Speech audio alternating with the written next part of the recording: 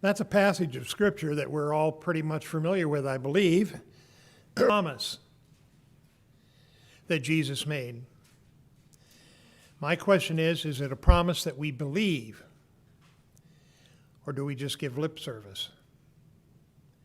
Jesus has promised an awful lot. Do we trust him?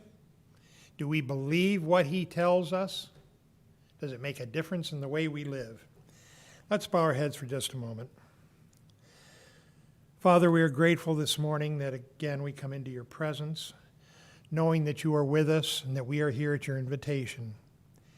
We would ask that you would be with us, guide us through your word. May we know of your love, your patience, and your provision. May we have faith, Lord, to believe you in all situations. And let the words of my mouth and the meditations of my heart be acceptable in thy sight, O Lord, my strength and my Redeemer. I would invite you to open your Bibles to Mark, the 4th chapter. Again, another story we are familiar with. Jesus has spent a long day. The multitude has pressed about to the point that unable to get away, he steps into a boat and stands a short distance off in the water. Verse 35, and the same day when even was come, he said unto them, let us pass over unto the other side. And when they had sent away the multitude, they took him even as he was in the ship. And there were also with him other little ships. And there arose a great storm of wind, and the waves beat into the ship, so that it was now full. And he was in the hinder part of the ship, asleep on a pillow. And they wake him and say unto him, Master, carest thou not that we perish? Jesus has invited them to seek rest on the other side. He is exhausted both physically as well as mentally. And as his custom is to spend time away on the hills seeking his Father's wisdom and encouragement, he sleeps well in this ship, not even realizing that the wind has come up, that the water is lapping over the edges of the ship, that the disciples that are with him fear for their... But Jesus sleeps on. Sharp contrast to those who are with him, not only in his own boat, but of the other small boats that it says that are around. We're going to pause our story here. We will come back. But we're going to move to the Old Testament now, and we're going to deal with more cases that could engender great fear and trepidation, and see how they are dealt with. I would invite you to go to the book of Job. This is another story we know well.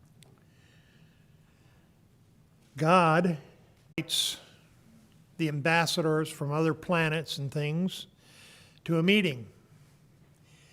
And it says that essentially the ruler of this earth, who has received this earth by default of our parents, Adam and Eve, is there. And God says, considered my servant Job.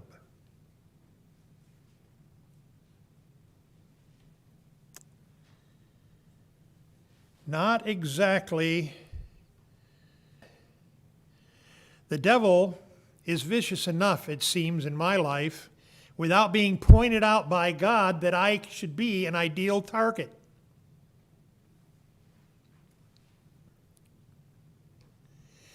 We know that he has lost his children. He has lost his cattle. He has lost his sheep. He has lost his possessions. It says that only one servant escapes and comes back to tell him of the disaster that has befallen his family. This man who has everything is now destitute. I came into the world poor. I go out of the world poor. So what? Chapter 13, verse 13 of Job. We seem to see just a tweak of frustration, I think. And we read, "Hold your peace, let me alone, that I may speak, and let come on me what will." His friends, his neighbors have been there to encourage him. Well, I don't think so. If they were encouraging him, he would have let them go on. But no, he says, "Be quiet, stop. I can't take any more of your help. Let come on me what will. Wherefore do I take my flesh in my teeth and put my life in my hands? I am here." For whatever reason, what has transpired has dramatically changed my life. Then the line that we know and remember from the story is spoken. "Though he slay me, yet will I trust in him. But I will maintain my own ways before him." My life is not going to change. How many of us have been in a situation where things have fallen apart? Just get me out of this situation. I promise I'll. How do they work out generally? Our success rate isn't that great, is it? But Job will go on the same. "Though he slay me," if he chooses to take my life, it's okay with me. I will continue to trust him. "He also shall be my salvation, for a hypocrite shall not come before him." The problem today seems to be that there are a lot of Christians, and the world seems to see a lot of hypocrites.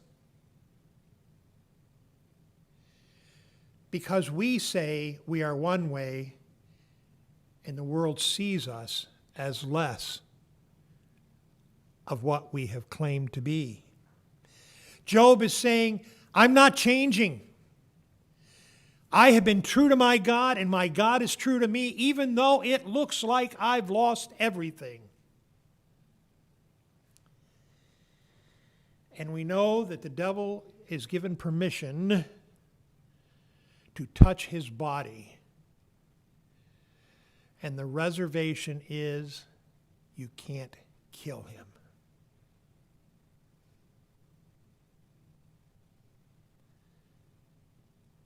Are we prepared to take God's dictates in our life? Are we willing to say, "God, go ahead. Whatever you bring, whatever you do to me, I am willing to know that you are my salvation. I know that you are faithful."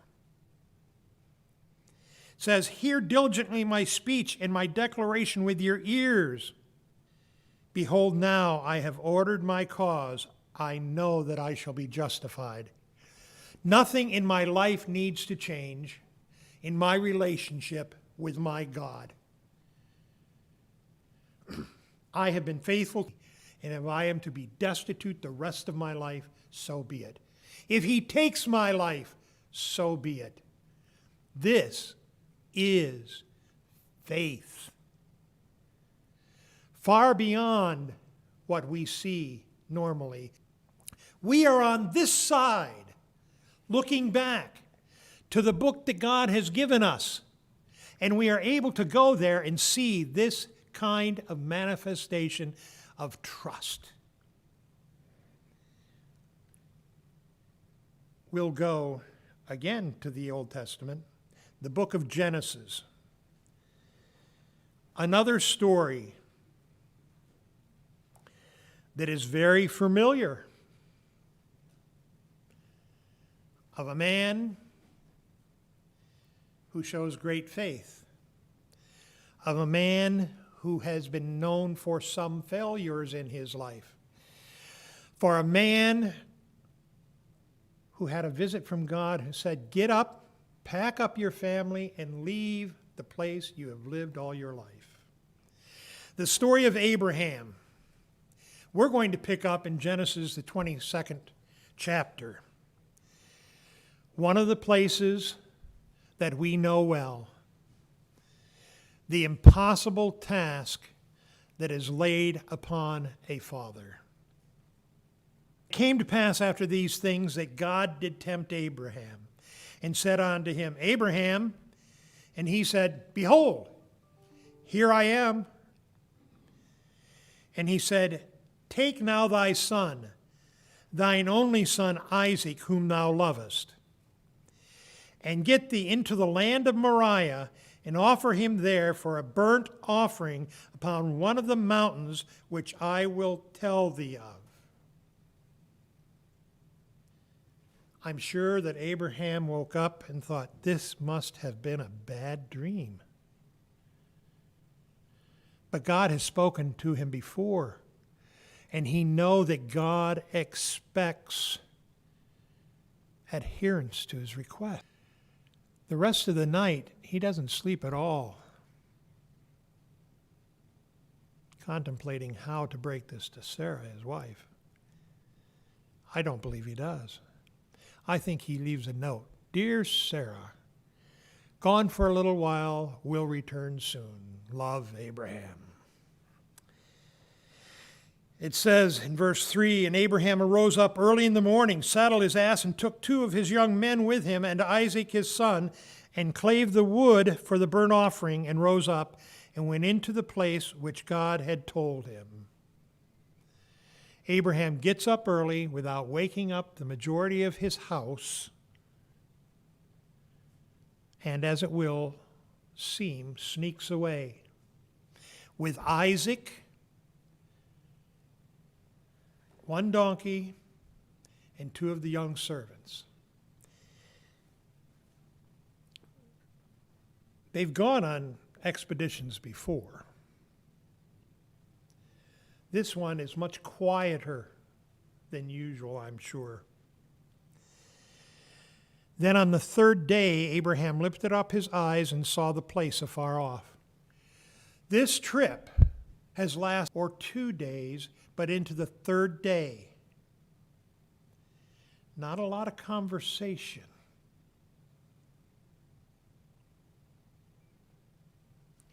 Abraham said to the young men, "Abide ye here with the ass, and I and the lad, and come again to you." This has not been an unusual request. This father has taught well his young son the worship of a faithful and loving God, the necessity to bring the offerings and the sacrifices, to make atonement for the sin, and to look forward to a Savior who will come in the future. Abraham took the wood of the burnt offering and laid it upon Isaac his son. And he took the fire in his hand and a knife, and they went both of them together up the hillside. Isaac spake unto Abraham his father and said, "My father." And he said, my son. And he said, behold the fire and the wood. But where is the lamb for a burnt offering? When we go on these excursions to have offerings, we bring a lamb.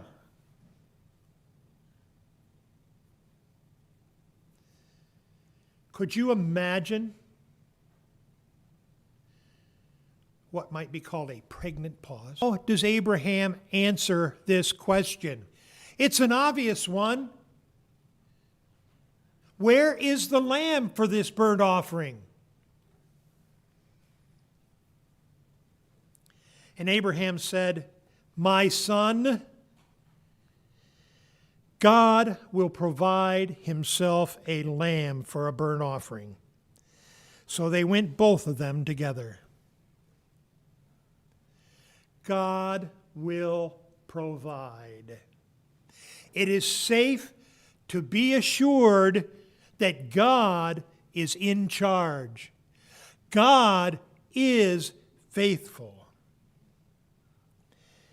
And they came to the place which God had told him of, and Abraham built an offering, and there laid the wood in order, and bound his son Isaac, and laid him on the altar upon the wood. Abraham was 100 years old when this boy was born.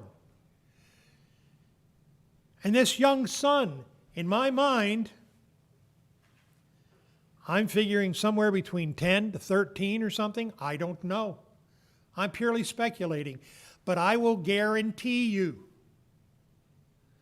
that a 10 to 13-year-old boy can out a 10 to 13-year-old man. But somewhere in the between Isaac and Abraham and God was made a vision that God could be trusted. Abraham had been told that this son was to be the first of a great nation. It would be equal to the stars in the sky, the sands on the sea. And now God is asking for a sacrifice? I would say, God, I hope you know what you're doing here. Abraham and Isaac both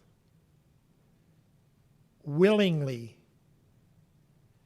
followed the will of God. And Abraham stretched forth his hand and took the knife to slay his son. The angel of the Lord called upon him out of heaven and said, Abraham, Abraham. And he said, here am I. The same response he had given 3 nights earlier when God spoke. The same response that he gave when his son said, Father, where's the lamb? And again, here am I. His arm raised halfway between where it was and where it was to be planted in the body of this young boy, frozen in time. Lay not thy hand upon the lad, neither do anything unto him. For now I know that thou fearest God, seeing thou hast not withheld thy son, thy only son, from me.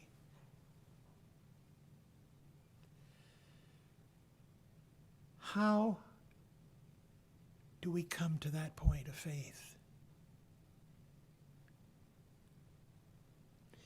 Abraham lifted up his eyes and looked. And behold, behind him, a ram caught in the thicket by his horns. And Abraham went and took the ram and offered him up for a burnt offering instead of his son. Son, I don't know, but I am sure God will provide the lamb for the burnt offering. Abraham has manifested such faith. The young men down below, what did he say? The lad and I will return. The creator of the universe, who can create seas and mountains and stars and suns and moons and oceans, can restore life to a charred, dead child, if that's what he deems to do. It is a test that I'm glad Abraham took and hasn't been requested of me. But that Abraham trusted God explicitly. And Abraham called the name of that place Jehovah Jireh. As it is said to this day, in the mount of the Lord it shall be seen. An impossible situation that had he showed Sarah what God's plan was, had he showed Isaac what God's plan was, I'm not sure they would have been able to carry it out. With God was such that he trusted God to get up and move forward as God said. That's how it was that he left Ur, the homeland of his family, for generations. And his faith had built to this, the absolute, ultimate test of faith in God. There is another story that I want to go to. Again, one we are very familiar with. Again, one in the Old Testament, regarding executive orders. Daniel, the 3rd chapter. We're familiar with the book of Daniel. It tells many things, prophecies, stories.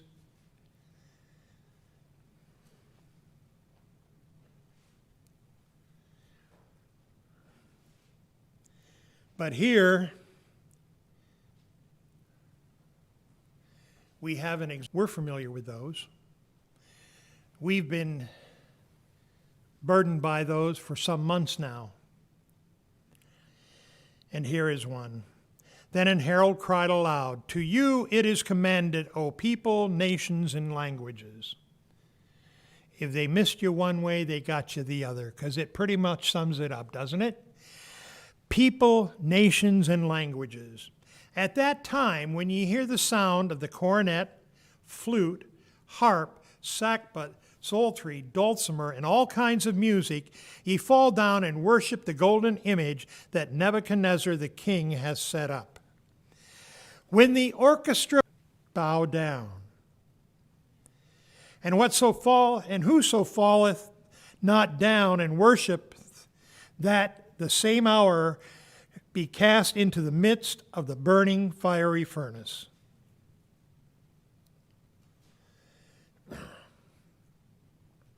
A golden image, a fiery furnace. I've said before that I can recall as a young boy seeing the foundry chimneys of Pontiac Motors Foundry, and at night coming home from prayer meeting, how the sky would be red with the fire, designed to melt steel. So the threat of being thrown into the fiery furnace would be rather intimidating. You touch the hot burner and it doesn't feel pleasant.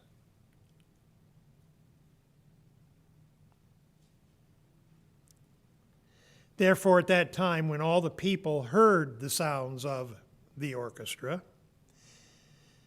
all the people, the nations, and the languages fell down and worshiped the golden image that Nebuchadnezzar the king had set up. What a grand event. We remember the story of Daniel earlier, how Nebuchadnezzar had a dream that he couldn't remember details. Daniel was called in, and he painted for him a picture of gold and silver and bronze and iron. So Nebuchadnezzar took it upon himself to alter the future somewhat. Wherefore at that time certain Chaldeans came near and accused the Jews. They spake to the king Nebuchadnezzar, O king, live forever. We love you, we honor you, we gladly serve you, and we hope you live a long, healthy life. Thou, O king, hast made a decree that every man that shall hear the sound of the orchestra shall fall down and worship the golden image. And in case you forgot, you said anyone who doesn't fall down and worship should be cast into the midst of the burning fiery furnace. Yes, I recall. And your point is? There are certain Jews whom thou hast set over affairs of the province of Babylon. Shadrach, Meshach, and Abednego, these men. O king, have not regarded thee. They serve not thy gods, nor what up. The question has always bothered me. Where is Daniel? And in a matter of satisfying myself, I believe that Nebuchadnezzar knew Daniel so well that there was no question as to Daniel's response to this. And the value that he had placed on the relationship with Daniel was such that he had sent Daniel to some far part of the kingdom to administer some affair, not be challenged by this executive order. The certainty with Shadrach, Meshach, and Abednego was somewhat less. Yes, he had entrusted them with responsibilities, but he hoped now that the vanity that he had nurtured in the period of construction and the time that it took to build this marvelous specimen in the plain of Dura, give him the honor that was due him. Nebuchadnezzar, in his rage and fury, commanded to bring Shadrach, Meshach, and Abednego. Then they brought these men before the king. Nebuchadnezzar spake and said unto them, Is it true, O Shadrach, Meshach, and Abednego? Do not ye serve my gods, nor worship the golden image which I have set up? Is it possible that you didn't understand something? Now, if you are ready that at what time ye hear the sounds of the orchestra, ye ready that at what time ye hear the sounds of the orchestra, ye fall down and worship the image which I have made, it'll be fine. But if you do not worship, ye shall be cast the same hour into the midst of the burning fiery furnace. And who is that God that shall deliver you out of my hands? You may think that you worship another God, but you are here in the plain of Dura,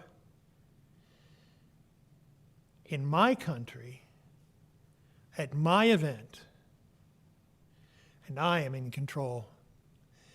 And you want to make a wager with your life that your God is greater than I am?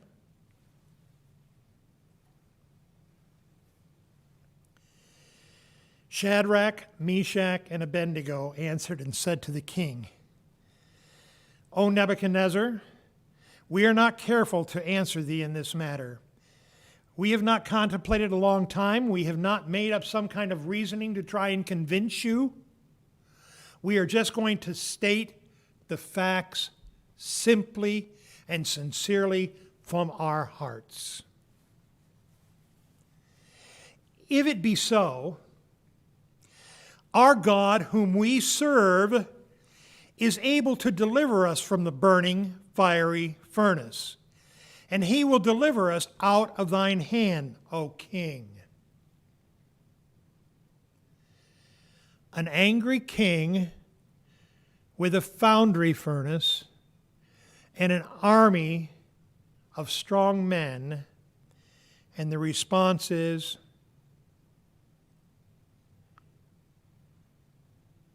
we're not careful to answer you. Our answer is simple. Our God is able to deliver us. But the next verse in 18, this is their faith.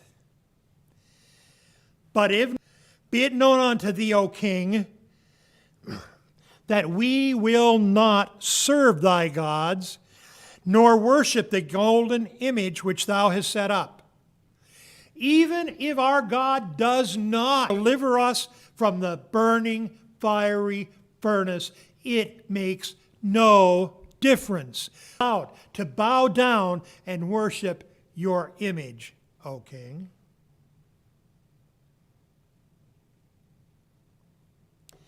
Then was Nebuchadnezzar full of fury, and the form of his visage was changed against Shadrach, Meshach, and Abednego.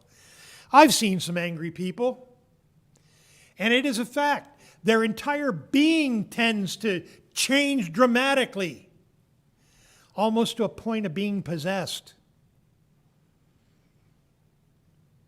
He commanded that they should heat the furnace 7 times more than it was wont to be heated. Careful engineering and design had gone into these furnaces to melt the metals that they were using. But 7 times hotter. I by no means am a metallurgist, nor am I a physical engineer. But there was a danger of heating these furnaces to that degree. And he commanded the most mighty men that were in his army to bind Shadrach, Meshach, and Abednego, and to cast them into the burning fiery furnace. Then these men were bound in their coats, their hosen, their hats, and their other garments, and were cast into the midst of the burning fiery furnace. Therefore, because the king's commandment was urgent, and the furnace exceedingly hot, the flame of the fire slew those men that took up Shadrach, Meshach, and Abednego. My best guess, perhaps uneducated, perhaps purely speculation, lost a dozen of his bravest, strongest, best men in attempting to satisfy his anger at these 3 Hebrew children of a God that may or may not save them in this furnace.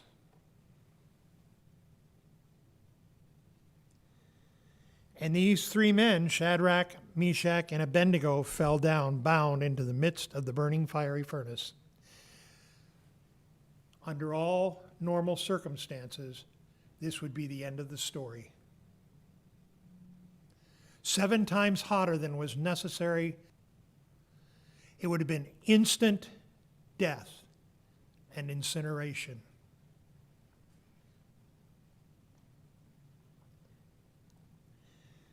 Then Nebuchadnezzar the king was astonished and rose up in haste and spake and said unto his counselors, Did not we cast 3 men bound into the midst of the fire? And they answered and said unto the king, True, O king. You never disagree with the king, right? And said, Lo, I see 4 men loose, walking in the midst of the fire, and they have no hurt. And the form of the 4th is like the Son of God. Another pause. Another moment to shake his head and squint his eyes again. This can't be. The mouth of the burning fiery furnace, and spake and said, Shadrach, Meshach, and Abednego, ye servants of the Most High God, come forth and come hither. Now, given the fact that we are 7 times hotter than the normal process of melting gold,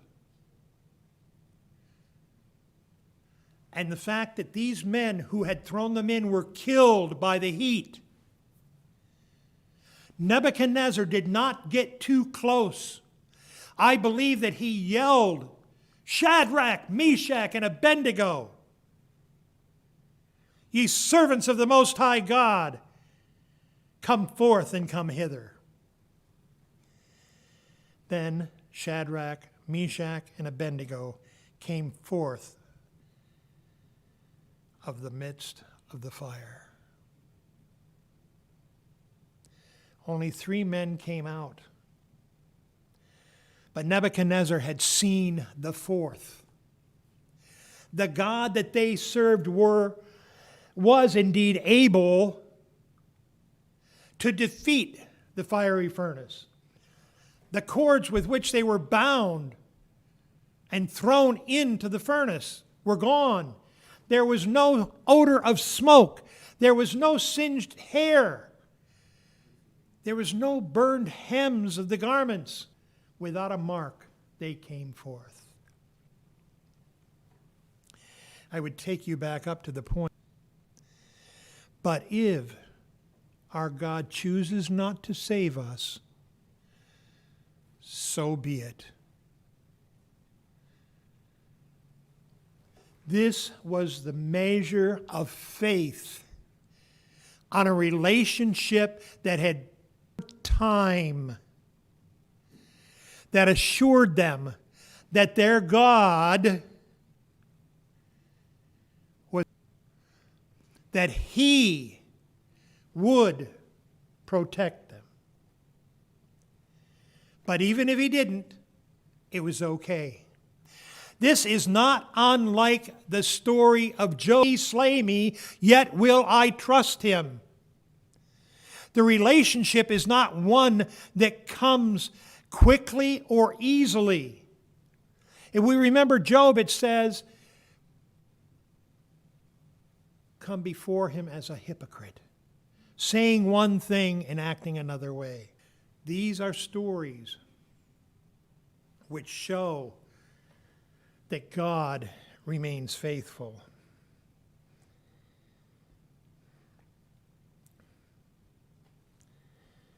There are many texts that we have the advantage of knowing. I will never leave you or forsake you.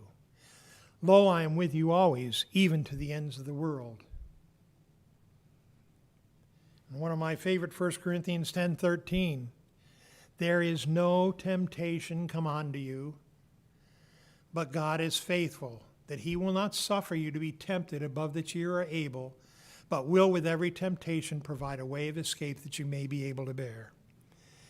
I'm sure an envelope or a package in the mail, and on it has been affixed an envelope with the information, your name, your address.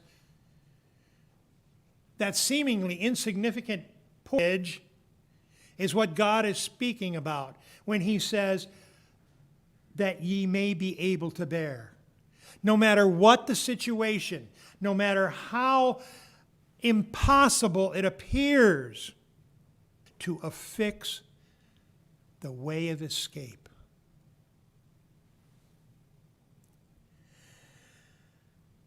I would take you back to our story in Mark 4.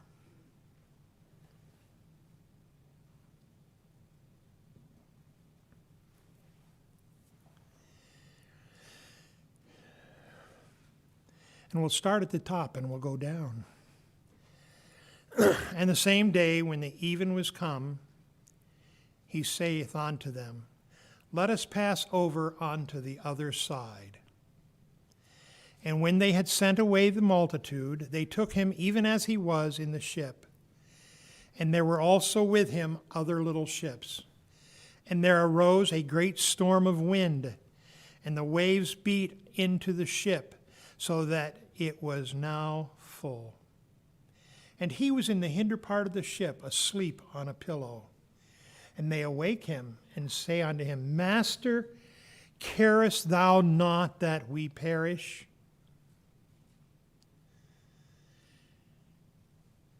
Do you believe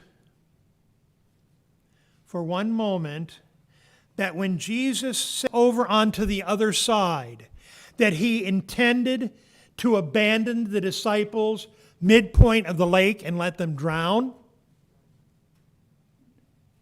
When God says we're going someplace together, it's a promise. it should be enough to encourage our faith.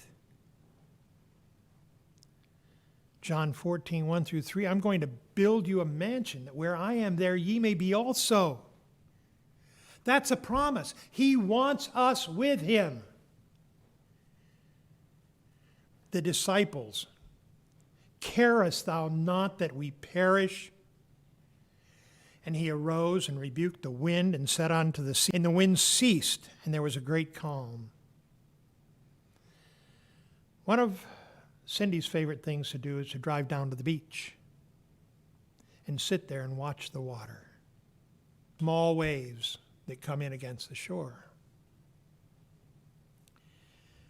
And I recall one time when we were out with Jim and Kim, and there was probably 6 or 7 foot waves that kind of even rocked that boat.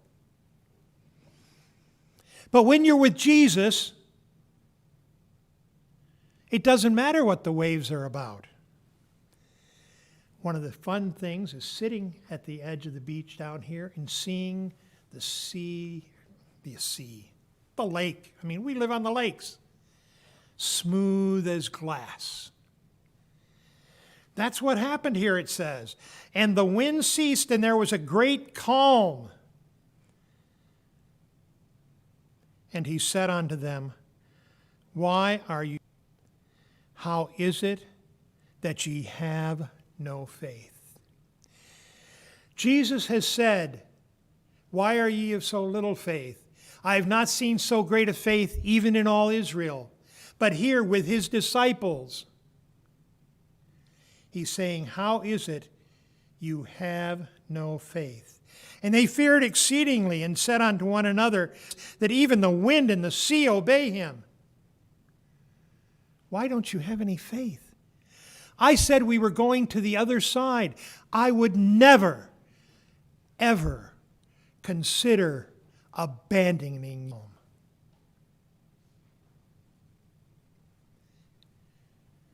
How is it that we have been in the midst of a storm that is beyond anything we could comprehend 6 months ago? And if we look around, the waves are still seeming to beat against the side of the ship. It is questionable as to whether the country can survive. Jesus said, I'll never leave you. I'll never forsake you. I'm with you all the way to the end of the world.